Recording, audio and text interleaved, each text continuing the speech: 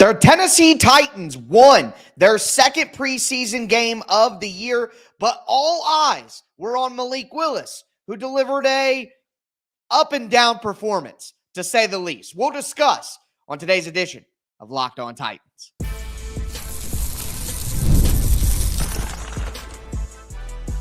You are Locked On Titans, your daily Tennessee Titans podcast, part of the Locked On Podcast Network, your team every day. Welcome to the Locked On Titans podcast. I am your host, Tyler Rowland. Titans fans, the Tennessee Titans remain undefeated. Okay, it's just preseason, but they're 2-0 in the preseason after a 16-15 win over the Seattle Seahawks. We saw some up and down moments from Malik Willis, but we got some great moments from two Tennessee Titans rookies, so we're going to discuss all of that. Before we get into it, I do want to thank you for making the Locked On Titans podcast your first listen each and every day. Remember, Monday through Friday, Tennessee Titans content all year round, always for free. You're not going to beat that anywhere else. Make sure that you team every day here on the Locked On Titans podcast. But we've got to talk about Malik Willis. That is the number one storyline coming out of this Tennessee Titans preseason game. We could talk about the result. We could talk about other things, but the reality is the big story is Malik Willis and his performance. And at the end of the day, he was just up and down. I mean, the final stat count doesn't look too bad. 12 for 16, 116 yards, had one interception, took 2 sacks, a 68.8 quarterback rating. But, I mean, that first drive in the second half, we really saw something from Malik. He went about 6 for 6 on that drive for 40 yards. He had some good throws, the seam throw to Jah'Quan Jackson. He hammered home a curl route as well. So there was good stuff there for sure. Had some moments in the run game. He had 4 carries for 30 yards as well. So it wasn't all bad. There were definitely some good plays from Malik Willis. But the reality is he looked a lot better against the third string. And the offense didn't have a lot of success in the first half when he was going up against the second string. I mean, in that first half with the second stringers, he had the bad miss to NWI. The bad miss. It was a very, very bad miss. Okay? He also had the miss up the seam, had a guy wide open up the seam, didn't hit it, didn't throw it. He had the high slant to NWI as well that almost got him killed over the middle. So, look, I'm not going to sit up here and act like it was all bad because it wasn't all bad. And there were some really good moments. Again, Malik looked really good against the third stringers in the second half. He had some really good moments. Now, there was the interception on a high throw. It wasn't exactly clean. He didn't really drive the team down the field consistently the way that you would want to see. But the reality is people want him to be the backup quarterback. And if we're talking about the backup quarterback, well, against the twos, it wasn't very good. Now, I know what the Malik Willis defenders are going to say. Oh, the offensive line was so bad. Who's getting open? But Malik Willis has never thrown a touchdown in the NFL. Mason Rudolph went in with the same exact team at the end of the first half and drove the team immediately down the field for a touchdown. So, again, I don't want to pile on Malik. He has improved. There were good moments in this game. But again, it was a mixed bag because there were some really down moments for Malik in this game too. And the majority of them came when he was playing with the second string. So he got this opportunity to play with the second string to see if he deserved to continue playing with the second string. And he wasn't good in the first half. And then Mason Rudolph comes in with the same players around him, the same offensive line, the same wide receivers, and he drives the team straight down the field and scores a touchdown. So I don't know what else to say other than it was a mixed bag. And I continue to give this, I like to quantify things. I like to put it into numbers. And I continue to say, if like a scale of 1 out of 10, 5 is a backup quarterback in the NFL, and Malik came in as a 1, well, we could say Malik Willis has improved and him still only be a 3 or a 4. Technically, he's improved, but that still doesn't mean he's improved enough. And he's in his 3rd season.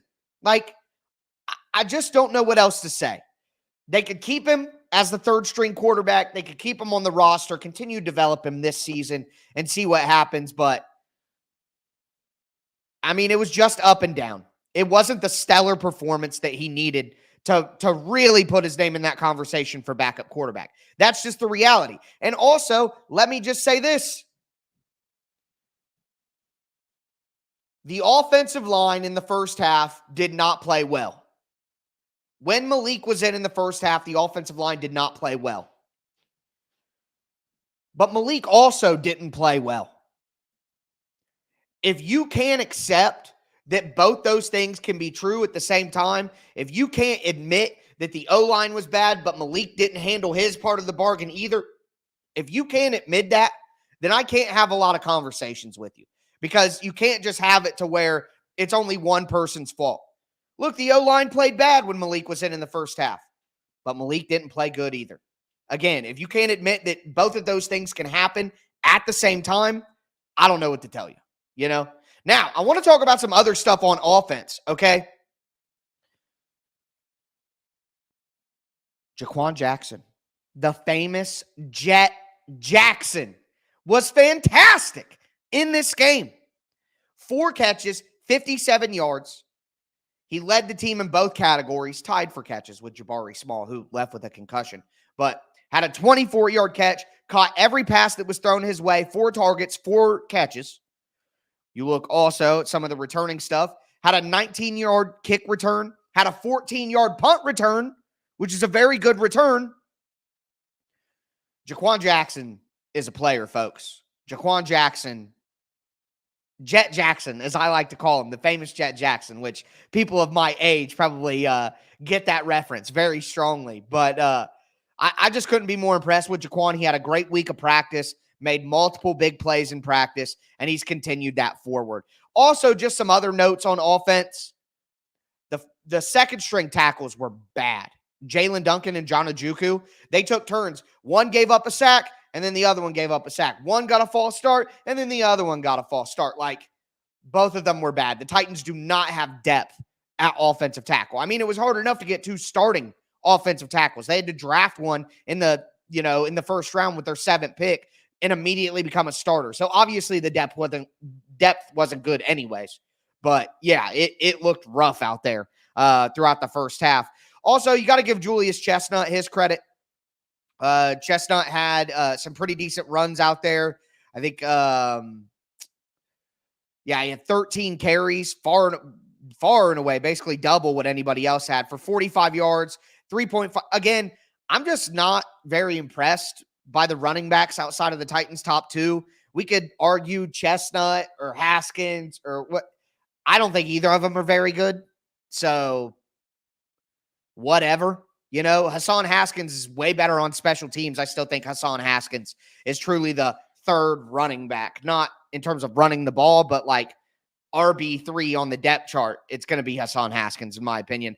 Also want to give some credit to David Martin Robinson. Once again, the rookie tight end, 3 catches, 38 yards, second on the team in both of those behind Jah'Quan Jackson.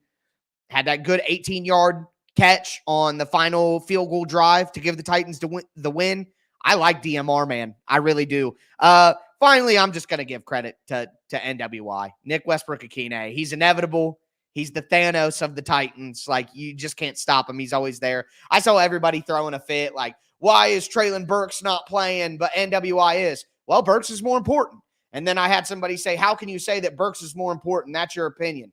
Well, it's Brian Callahan's opinion. So if you want to disagree with Brian Callahan, go ahead. But that ain't going to get you very far. He's the one who makes the calls. So clearly he thinks that Treylon Burks is more important than NWI. But shout to NWI. Taking hospital balls from Malik Willis, scoring touchdowns, driving through tacklers. Like, the dude is just inevitable at the end of the day. But we're going to talk about the defensive side of the ball. And I got to give some credit to Braden Narvison, right? Right? Do the Titans have a kicker competition on their hands? I'm just saying.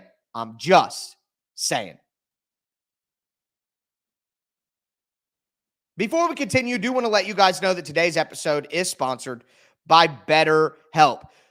What are your self-care non-negotiables? You never skip leg day. You always make sure you have your cheat meal on the weekend. You like to crack a few brews on a Friday night. Or maybe you don't ever skip therapy day. Look, when your schedule is packed with kids' activities, big work projects, and more, it's easy to let your priorities slip. But when you feel like you have no time for yourself, that's when your non-negotiables like therapy are more important than ever. I've worked with BetterHelp. It was a good experience. If you're thinking about starting therapy, you got to give BetterHelp a try. It's entirely online. It's designed to be convenient, flexible, and suited to your schedule. Never skip therapy day with BetterHelp. Visit BetterHelp.com/lockedon to get 10% off your first month today. That's BetterHelp, HELP.com/lockedon. Also want to let you guys know that today's episode is brought to you by LinkedIn Jobs. When you're hiring for your small business, you want to find quality candidates that are right for the role. That's why you got to check out LinkedIn Jobs. LinkedIn Jobs has the tools to help you find the right professionals for your team faster and for free. LinkedIn isn't just a job board, okay? LinkedIn helps you hire professionals you can't find anywhere else, even those who aren't actively searching for a new job but might be open to the perfect role. In a given month, over 70% of LinkedIn users don't visit other leading job sites. So if you're not looking on LinkedIn, you're looking in the wrong place. On LinkedIn, 86% of small businesses get a qualified candidate within 24 hours. So hire professionals like a professional on LinkedIn. Post your job for free at linkedin.com/lockedonnfl. That's linkedin.com/lockedonnfl to post your job for free. Terms and conditions do apply.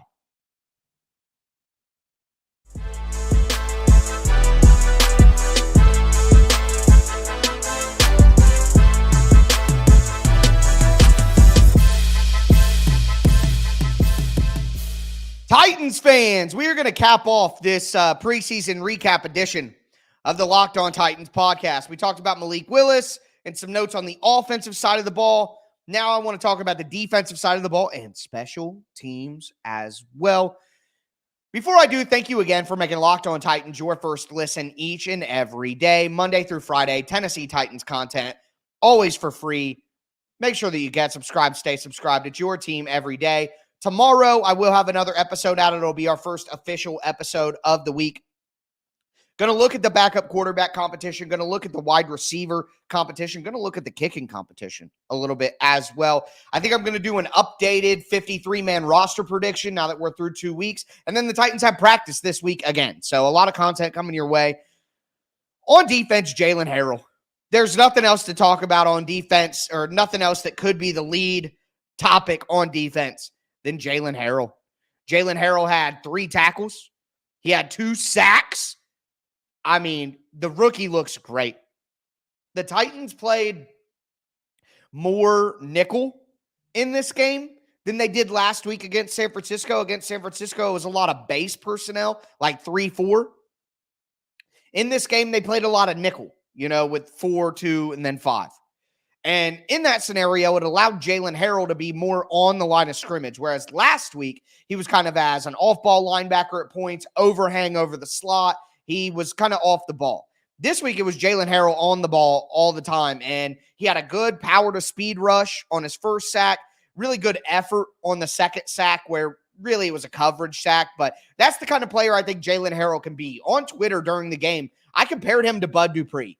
So Bud Dupree doesn't have the best pass rush moves. He's more of an effort rusher. He's more of a cleanup rusher. And that's why he was so good in Pittsburgh as the 4th best rusher. And that's why in 2021, when he was healthy with the Titans, he was really good as the 4th best rusher, because he's a guy who's going to give relentless effort. He's never going to stop working. And when the other guys who are more talented pass rushers get pressure, they're going to flush the quarterback out. And the guy who's given max effort is going to find a way to clean a lot of that stuff up. You don't see a lot of, I beat my man with a pass rush move and got to the quarterback and took him down from Bud Dupree, okay? He's more of, again, secondary effort type player, has a little bit of power to push the pocket back. That's what we saw from Jaylen Harrell tonight.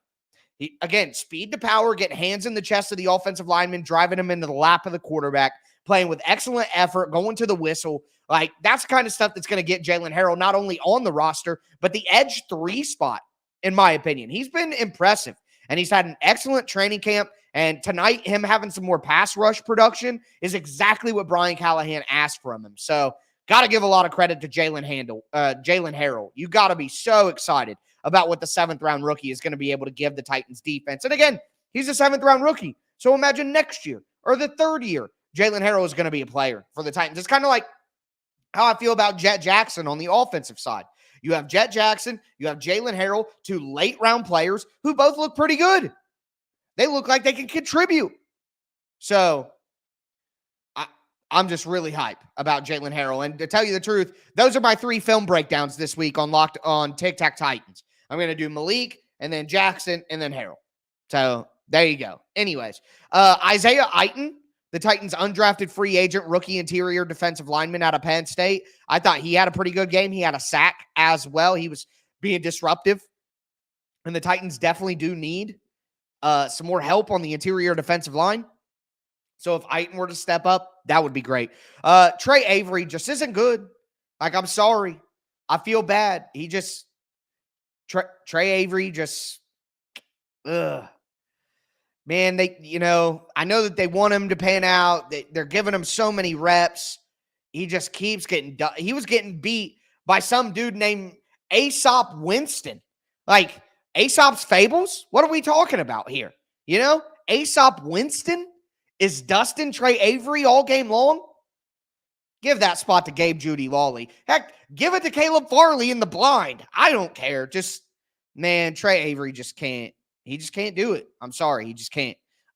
Anyways. The last thing that I want to mention here is we had a lot of hype about the linebackers. Linebackers weren't that good today. Chance Campbell, Otis Reese, James Williams had some pop plays at the end, okay? I admit he had some pop plays at the end, but I didn't think that the linebackers really impressed all that much. And I'm really sad that we haven't got to see Cedric Gray, man. It's 2 preseason games now. But here's the reality. This is the worst preseason game that we're going to watch. Last week was fun. Next week is going to be really fun because we're going to get more starters. This was clearly like the 3-headed dragon meme where you have the 2 dragons that look mean and vicious and normal. And then you have the one dragon that looks like an idiot. Kind of reminds me of like Ed, and Eddie. You know what I mean? Like you got 2 dudes who look kind of normal and then just one moron. Or it's like the hyenas from Lion King. You know what I mean? You have Ed, like that's how I feel when I'm basically when I'm looking at the preseason games. This one was just not good. But the last thing I want to say is Braden Narvison. Okay? Braden Narvison bangs a 59-yarder, bangs the 46-yarder to win the game, 3 for 3 on his field goals during the game. Look, I mentioned this. It was funny. I mentioned this last week on Twitter. I said, could the Titans look at Narvison as like a Ryan Stonehouse? Like, Brett Kern is a legend, was a great player, but we just can't give up this young player and risk him getting taken by another team. And look, Wrecked in the chat just said, Callahan said Folk's job is safe. Okay, that's great. But what if Narvison is just better? Like, yeah, his job is safe, great. But if Narvison is this much better, you would be a fool to stand on that statement. Like everything can change. Everything can change. I live in the Midwest. It could say sunny. It's still going to rain. All right. There's going to be an afternoon shower. So you could bet on it staying clear all day if you want.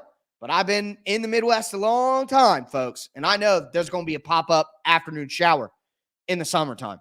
So things change. Yeah, Folk cannot hit 50-plus consistently. Like, when was the last time the Titans had a kicker who could kick at 59 yards? Maybe Randy Bullock. Maybe. So, I'm just saying, other than last week when I mentioned that Narvison could battle for the spot, and then he missed 4 kicks in practice, went 0 for 4, he's hit every other kick that he's taken. Every other kick. So, I just think that Callahan maybe needs to not be so certain about that and give the young guy a legitimate chance. Okay? That's all I got to say. But that's going to do it for me. The most boring Titans football game of the year is now out of the way, folks. Next week, we should have a good amount of starters, whole quarter, maybe a whole half. I'm hoping for a whole half. That's what I'm going to be hoping for all week long. But again, tomorrow we're going to look at some roster battles. Then we're going to look at my updated 53-man roster. Then we're going to have Titans practice recaps. And then we got one more preseason game, only a couple of weeks away from regular season football. Make sure that you stay with me here. That's going to do it for me today, folks. Throw a thumbs up on the video. Throw a Tighten up down in the chat. As always, I am your host, Tyler Rowland. And this was Locked On Titans.